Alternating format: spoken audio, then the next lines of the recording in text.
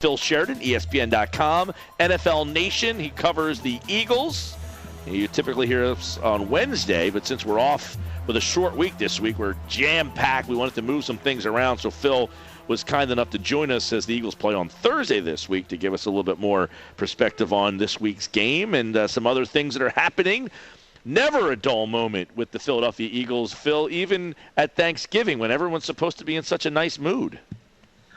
No, that's true. I was, I was going to be doing the hit I usually do on Wednesday. That's what I had been doing it from Detroit because I'll be flying out tomorrow. So it'll be the second straight Thanksgiving away with the Eagles. But, there's a team that needs to get out of town, I think, and find itself and maybe try to bounce back a little bit from what happened in the last 2 weeks. And then how different, Phil? You just said you traveled to Dallas last year with them. They win that game handily. I mean, they look really good. People, the feel good. They were 9-3. It looked like, and then ever since that game, the direction that this team has gone, it's almost just completely inexplainable how they got from Thanksgiving last year to Thanksgiving this year.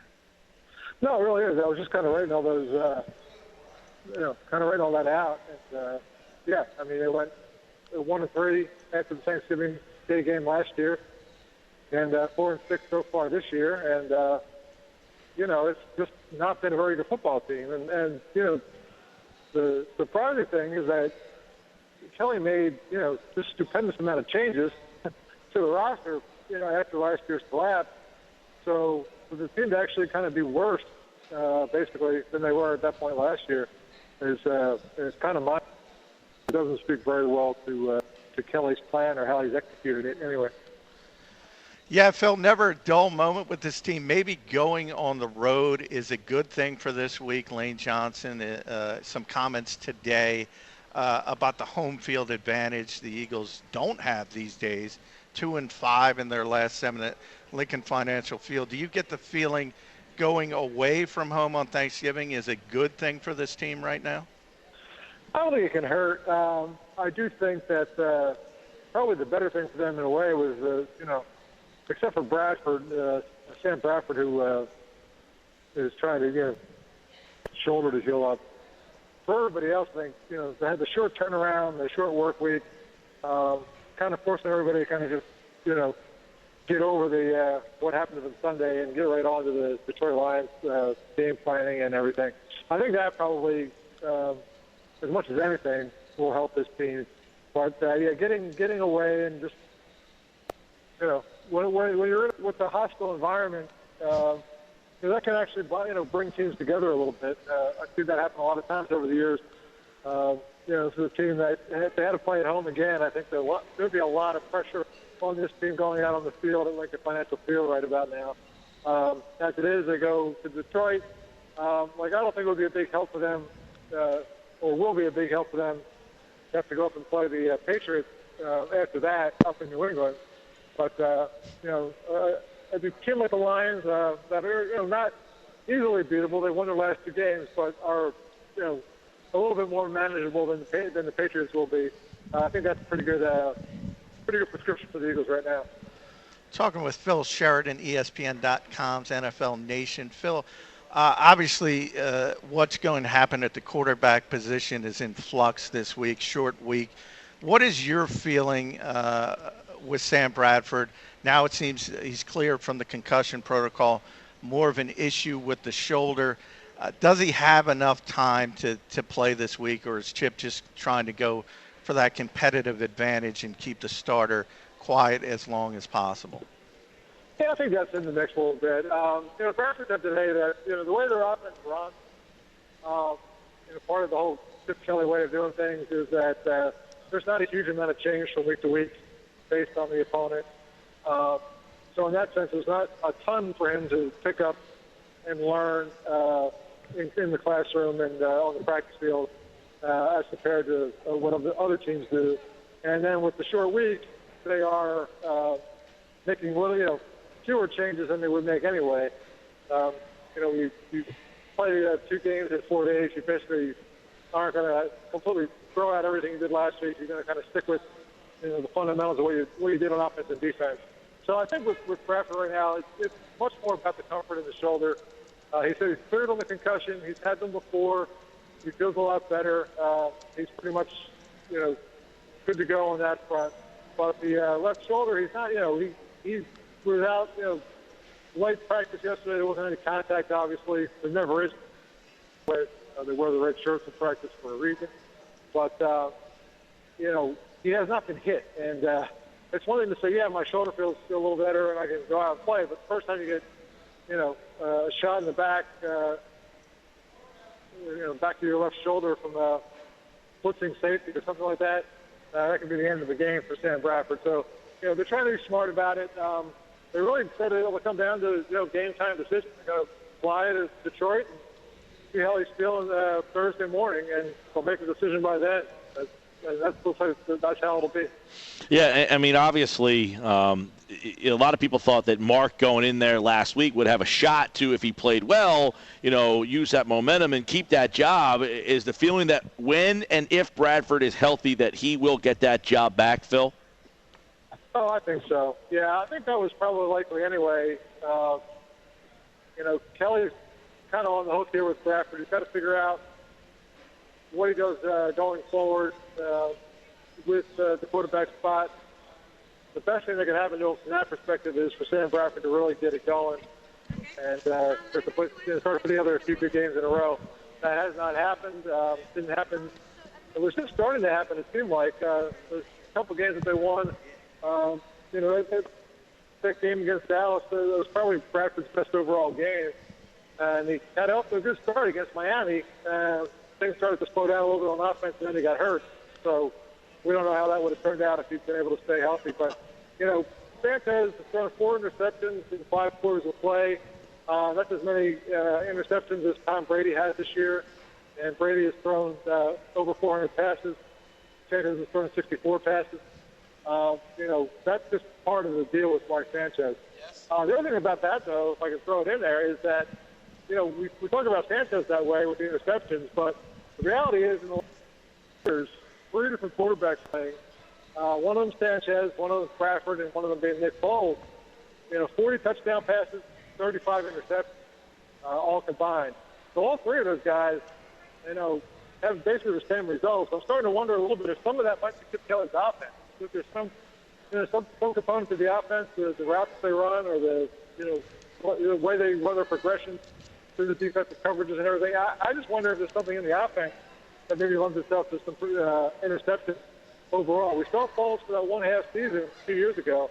Well, since then, it's been pretty much the same story with 3 different quarterbacks.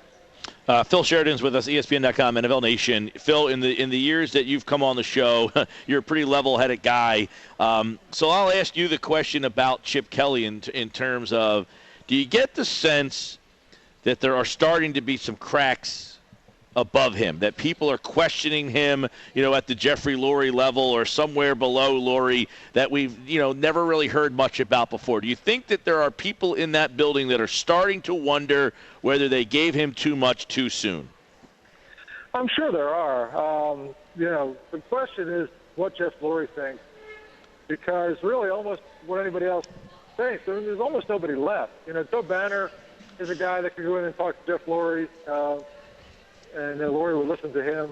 Howie Roseman had Lurie's trust for a while there, but Roseman's the guy that kind of got pushed aside to give Kelly all this power. Anything that Roseman says negative about Kelly, I think Lurie would probably consider that just sour grapes. The guy trying to get back at Kelly for what happened to him. So, I don't think Don Smolensky, who's the team president now, I don't think he's the kind of guy that goes in and tells Jeff Lurie what he thinks about football stuff. I just don't think that's his role. I'm not sure there's anybody in the building that has the kind of, sway with Lurie that Joe Banner used to have. There's nobody there that can kind of say, hey, we thought this was working, it's not working, or hey, you got to look at this and figure out what we're going to do here. There's just nobody there. I don't know if anybody talks to Lurie in his private, personal life. I mean, there are minority owners who have a little stake in the team. But it's been Jeff Lurie's show on this stuff, and we have not seen Lurie to talk to since training camp. So I don't know that there's any real feel for what he's thinking or what's going on in his mind.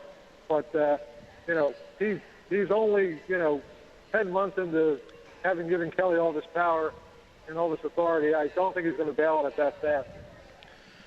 Yeah, I agree with that aspect of it, Phil. So let's look at the other side of the coin, and that's Chip Kelly's perspective. Do you get the feeling there's any frustration from his side in the fact that, when I'm down there, I kind of sense a frustration from just how much attention this team gets and how many people cover them on a daily basis.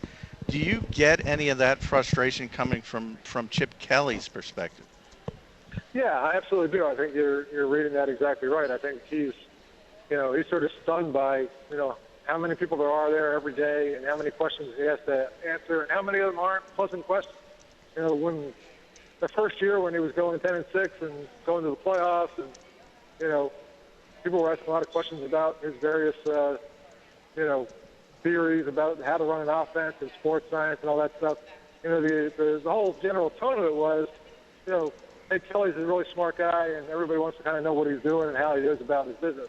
The other questions are more about, what's wrong with this and what's wrong with that, and how things got that bad because Kelly's the guy making all the decisions. By definition, those questions are about and how they're going wrong. I think that's been very frustrating for him. And the other thing I wonder about with him, there was a couple of reports coming out that, LSU is going to fire Les Miles, their head football coach. And, a few of them cited, Chip Kelly as a possible guy that could be a candidate to replace him. And it's like we've had a lot over the last couple of years with different programs. It was Texas at one point, USC. I mean, wherever a high-profile college job comes open, Kelly's name is getting floated around. And Phil, he was asked today during his conference call with the Lions. So the Detroit media, it's not like they were, they came right out and asked him the same question, and he kind of played dumb, like, I don't understand your question. And he said, I have a job. But it's not just we here that ask him that question. The Detroit media asked him the same question, whether he would think about going back to college. No, that's right. It's a pretty much a national, perspective on the guy. But the thing what I wonder about him, what it's kind of building to there is that, that's true now. But, we talk about what he's done since Thanksgiving last year. I mean, his record has not been very good lately. And I don't know how much longer his name comes up every time a great college job comes open. So there may be a part of Chip Kelly that starts to go, I'm not getting the quarterback I need. I'm not having that opportunity in the NFL. I'm not going to be the hot college candidate forever. Somebody else is going to come along pretty soon. Nick Saban went to the Miami Dolphins. He lasted 2 years. He went back to college and went to Alabama. Bobby Petrino took the Atlanta Falcons job. He lasted 1 year before he went back to college and went to Arkansas. So, I mean, you can only be the hot college guy for so long before that changes. So if there's a point where Kelly's frustrated by how the NFL works, and there's no way to get a good quarterback or a good enough quarterback, he may start to think the clock is ticking down on his ability to be the hot guy going out back to college. So, those things are all in the mix. He's a complicated guy. He's a very private guy. In the past, we've had coaches here, either you could get them to say whatever was on their minds, or you could find somebody who knew them well, agents, assistant coaches, things like that. Nobody seems to really get Kelly's side of anything. He doesn't really tell his side to anybody. He's a very private guy, so anything he does will be a surprise when he does it. Phil, the one thing that's a surprise is the way the defense got manhandled the other day. So when you walk around and look at these players and talk to these guys, is this all right, these guys have been on the field for a lot of plays, time of the year hitting them, or is this just a one bad week, they just didn't have it that week, and you should expect this team to get back, to be playing very credible NFL-level defense? Because for the most part, they've been a good defense, and that's why I think it's kind of unfair to really the way that he called them out the other day, where his offense has been inept for 10 weeks. That defense has played with a lot of heart and soul for most of the year, and to point the finger at them, I thought was kind of, unfair for Chip to really single them out, even though he was accurate in his statement. But do you feel that the defense has hit the wall and that this is going to be more expected play the rest of the year? That's a really good question, and I don't know the answer to that. I think we'll know a little bit more from this game in Detroit. But, twice in the last 2 years, they had games somewhat like the one they just had. It was in Denver 2 years ago, 52-20. They won the next week.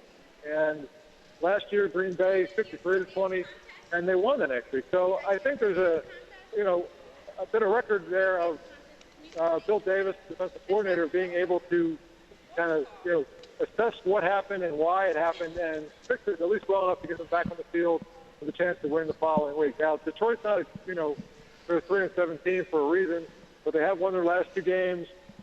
They do have in Matt Stafford and Calvin Johnson and Amir Abdullah, they do have some pretty talented skill guys, Golden Tate.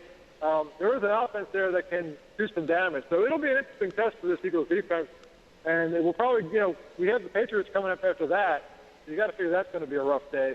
That could go a long way for determining whether this defense sort of, gets turned around and at least plays well the rest of the way, or does what it did last year where it kind of fell apart. That would be an unfortunate thing to see, and will be a real problem for the Eagles going forward because that would be a lot of new players having the same outcome as they had last year.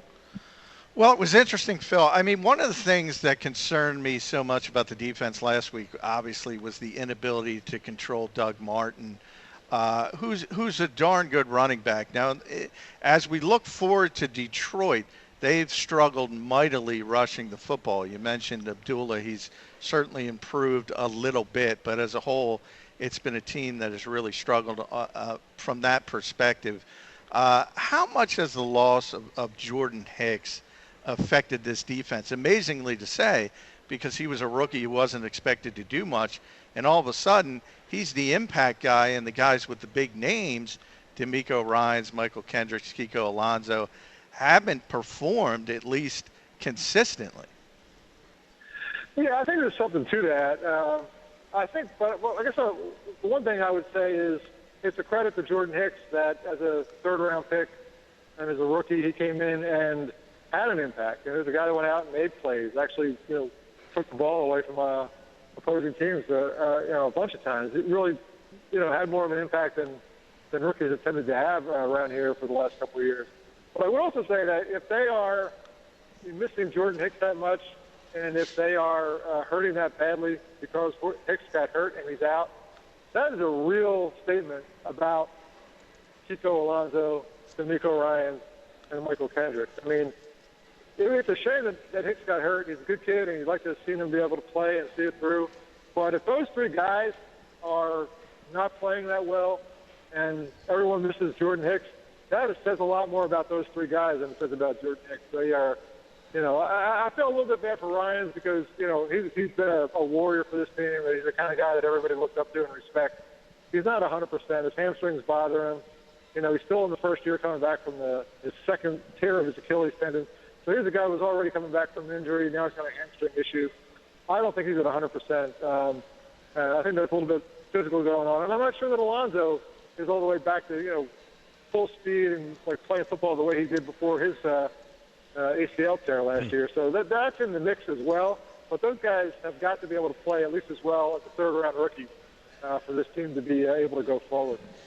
Phil, a lot of discussion about Chip and whether or not he would leave. Do you see any scenario where Jeffrey Lurie would step in and make a bold decision? Maybe not in season, but at the end of the year, where do you see they lose every game the rest of the year and they play poorly? Do you see any scenario where Jeff Lurie would fire Chip Kelly? Yeah, I think it's unlikely. I'll say that first, but I do think it's possible. Now, I remember, it was 2001, I think, when, Tom Modrak was the, football operations officer, whatever. His title was not GM, but he was basically the GM of the team. And when he signed the contract with the Eagles, he had a clause in the contract that allowed him every year after the draft 2 weeks to kind of look around and see and get out of the contract. If he could find another job that he preferred, and each of those years, there was a lot of rumors, flying around. Modrak's going to be a candidate here. He's going to talk to these people, whatever. At the third year, when that came up again, the third year, that was when the Eagles fired him. And I think there's an element with Lurie of that, where if he just is at the point where, I'm hearing every year or during every year, I got to listen to all these rumors about Chip Kelly. I don't know what his relationship is with David Dunn, who's Kelly's agent. Dunn has not had a lot of Eagles over the years. He's had a few, but not a ton of them.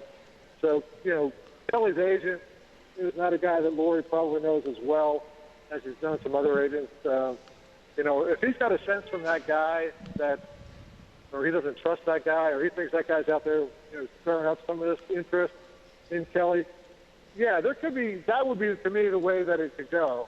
I'm not saying that it's likely to happen or is going to happen, but the way things have happened in the past year, I could see that would be how it would happen with Lurie. He would be looking at Kelly going, there's all this smoke all the time. Every college job that opens, there's got to be a reason he's been named as a candidate, whether it's Kelly or his agent, kind of floating that out there, more likely the agent.